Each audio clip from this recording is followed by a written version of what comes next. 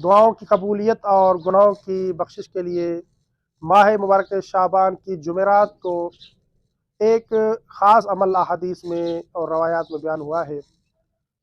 इस सिलसिले में शेख अब्बास कुमी रहमतुल्लाह अलैह बयान करते हैं कि जब माह मुबारक शाबान की जुमेरात का दिन आता है तो आसमान को सजाया जाता है और मलाइका अल्लाह रब्बुल इज़्ज़त की बारगाह में अर्ज़ करते हैं, या अल्लाह, जिस शख्स ने भी आज के दिन यानी माह मुबारक शाबान की जुमेरात वाले दिन रोज़ा रखा है उसके गुनाहों को बख्श दे और उसकी दुआएं कबूल फरमा।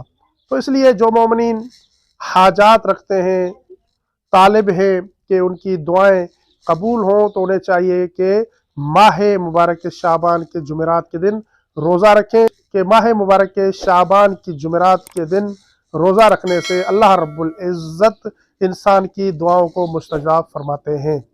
और नीचे जो वो सब्सक्राइब का बटन है ना, उसको हिट करो, जल्दी से करो। सब्सक्राइब।